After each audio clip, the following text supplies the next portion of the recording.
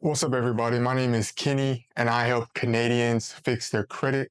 And in today's video, we're going to be discussing what you should do after you get your secured credit card.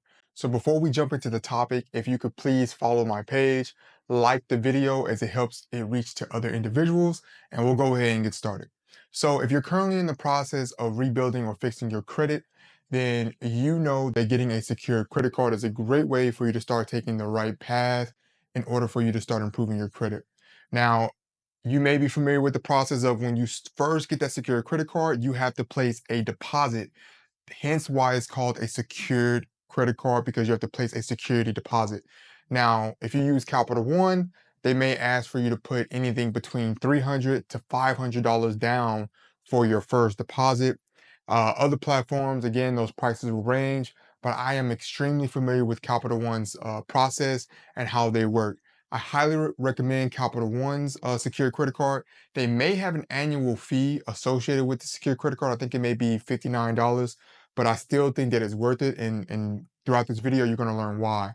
So one of the most common mistakes that people make when they get the secured credit card is they'll place that initial deposit, and they may do pretty well with keeping utilization low, but that's pretty much it. Some people, they don't even use the card, which if you don't use the card, that's fine. But again, you're missing out on so much that's actually going to be there to help you build your credit. Instead of just us getting that credit card and letting it sit there, we want to be a little bit more proactive. And one of the things that we can do to be more proactive with the secure credit card is by placing further security deposits onto the card.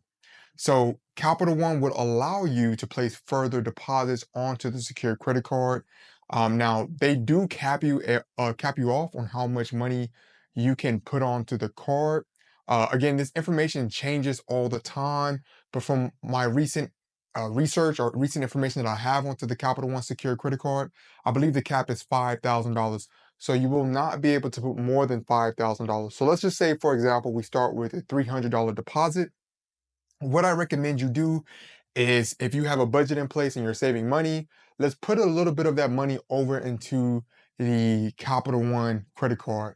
Now, what's going to happen when we do this is that it's going to increase the credit limit of that Capital One secured credit card. When we increase the credit limit of the credit card, you're going to notice almost an instant increase in your credit score. Reason why is because you're giving yourself higher amounts of credit, which shows the credit bureaus that you can handle higher amounts of credit, and you're creating more room within your utilization. Okay, so this is a very proactive approach, and this is something that I did very early in my journey when I started a long time ago. So if you have a secured credit card, let's just say you start out small, you do $100 a month. Maybe you can be a little bit more aggressive and you do $300 a month, and then you just slowly increase the credit limit of that credit card. And you're going to notice that every time you do this, your credit score is going to increase. So you're doing this alongside of you keeping your utilization below 10%. Okay. So again, Capital One is a great card for this. Now, if you don't want to go with Capital One, or maybe you've had a bad relationship with Capital One, you may not like their customer service, then there's alternative options. Neo has a secure credit card. Again, I'm not very familiar with how they work as far as the balances that you can put and other things that come along with that card. But Neo has a secure credit card. I know that Home Trust has a secure credit card. Now, the great thing about Home Trust is that their cap for how much you can place as a deposit onto the secure credit card is much higher than that of Capital One. So with Home Trust, they allow you to put up to $10,000. Now, again, this information can change, and it actually does change quite frequently. But from what I last recall, Home Trust allows you to place up to $10,000 of a secure deposit onto their card, which again is a good amount of money when you're trying to increase your credit, and it's going to allow you to rebuild and grow your credit. Now, the only caveat with Home Trust is it's not available to those that are located in the province of Quebec. So as long as you live outside of Quebec, then you do have access to Home Trust. But unfortunately, if you live within Quebec, you do not have access to this card. Another downside to the Home Trust Secure Visa is that you do not get the money that you place as a deposit, which actually deters a lot of individuals away from this card, because you eventually want your money back that you place as a deposit. or you want to get a little bit more benefit from it, other than the fact that you can just use it as a credit card. Now, bouncing off of this, with Capital One, um, opposite of what Home Trust offers, you do actually end up getting your money back. Now, this is only if you treat the card well. So if you go delinquent with the card, and you don't make the on-time payments with the card, and they have to send it to collections or make it an R9 account, then because it's a security card, they get to keep the security deposit that you place. Okay, this is the agreement that you make with Capital One or any other secured card provider. You're trading the fact that, hey, you have bad credit, you can't get a proof of credit, so in exchange, you're going to place this deposit, and then this creditor is going to give you a a card that's going to report on your credit report month in and month out. Okay, um, so you can get that Capital One up to 5K, not as much as the Home Trust, but 5K is still very good. And what's going to happen is if you can do this for at least, let's say, a year and a half, two, it really varies on your ability to manage your credit profile and how well you manage the Capital One. Capital One will eventually graduate you from that secured credit card. Now, again, this process differs extremely from that of Home Trust. This is why I recommend Capital One. Yes, there may be an annual fee associated with the card, but after I get done explaining how it all works, I think you may find that it's actually going to be worth it, especially if you're in the process of rebuilding your credit. So you've gone through the process, you've gotten the secure credit card, you place the initial deposit, you've been adding money to that deposit every single month, and you've gotten it to the point to where you've capped out the deposit. Let's say you've gotten it all the way to $5,000. Okay, eventually Capital One is going to graduate you. Now, this time frame, again, as I earlier mentioned, is going to vary. I've seen people graduate as quick as 1 year. I've seen it take some individuals 3 years. And there's no clear answer. Capital One doesn't share why they vary on the time, but based off of information that I have seen, it's a multitude of things. So one is how well you manage your current Capital One credit card with them, and then two, um, what you currently have on your credit report. Now, I'm going to explain why. As soon as you graduate from this Capital One credit card, they're going to turn that card to an unsecured card.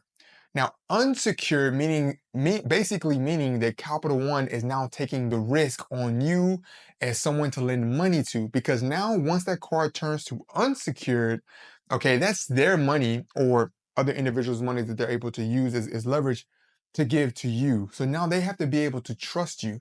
Now, what a lot of people aren't aware of is that banks do financial pulls every 6 months. So they do a soft pull on your credit report to see if Capital One can go ahead and graduate you from that secured card. Now I know this may be a lot of information, um, much of which you really don't need to try to retain. The most important detail is that Capital One is going to make that decision of when they choose to graduate you. So I wanted to give you a little bit of context on when and why they choose to make those decisions. But once Capital One does decide to take that risk on you, as a lendee to lend money to, then they're going to send you your money back in the form of a check. Okay, so they'll send you the money back in the form of a check, the deposit that you initially placed. Okay, which I really want you to view that as a investment, because you just invested that $5,000 towards your credit. And by the time you get to the point where you graduated, your credit, if you've kept track, is going to be night and day. From when you first got that secure credit card and you placed that initial $300, all the way over to when you built it up to $5,000 and graduated from that card, your credit score is most likely night and day, especially if you've kept your utilization extremely low throughout that entire process, right? Because again, on average, it takes at least up to a year for you to graduate. So by that time, your credit should be completely different. Now that's a really great investment. You get that $5,000 back. You can either add it towards your savings or do whatever you please. It's your money, right?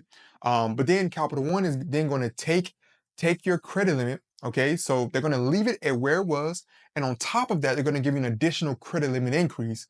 So once they transform that card from secured to unsecured, let's just say you got all the way to 5K, you'll be at that 5K, and they'll give you an additional credit limit. This can range anywhere between 1 to $3,000. Again, all of this is predicated on how much Capital One trusts you, your income. They use so much data, so much details, and plus they have all the information from your spending habits from when you were using the card from the previous year. So they take all of this information to be able to make these decisions to see how much they can trust you as someone that they can lend money to. Okay, so now you're on the unsecured side of credit. So remember, if you remember from earlier from what I discussed, every time your credit limit increases, your credit score as a byproduct is also going to increase. So not only have you increased your credit over the previous past year from keeping your utilization low, but also placing those further deposits, but it's also going to increase again because Capital One has increased your credit limit. Okay. And all of this has happened without you having to submit another inquiry or apply for another product. This is all from one inquiry from when you got your secured credit card from the first place. This is why I say that you could do so much progress with just one secured credit card. You don't have to go out and get 5 different credit cards. Okay, so when you're rebuilding your credit, you're taking care of the derogatory accounts, you're taking care of your secured credit card, you're increasing the credit limit of that credit card, keeping your utilization extremely low. Okay, all of this is proactive steps that you're taking. And then once you get to the point where you're graduated from that secured credit card, then you can go to the bank of your choice, preferably the bank you've been banking the longest with, and start out with a starter cashback credit card. A starter cashback credit card is a $0 annual fee. Okay, by this point, there's no reason why you should not be 720 plus between both bureaus, Equifax, and TransUnion. So hopefully this video provided you with a lot of context. It provided you with the right steps and what direction you should head towards if you're someone that's currently fixing your credit or you've just gotten your first secured credit card and you want to know what direction you want to take. If you would like to have help, if you have questions about how you should go about fixing your credit, maybe you're currently in the phase where you have a bunch of collection accounts that you can't get rid of. Me and my team, we would love to be able to assist and help you. You can send us an email. I'll put on the bottom here, info@kennyjohnsonuniversity.com. And until next time, peace.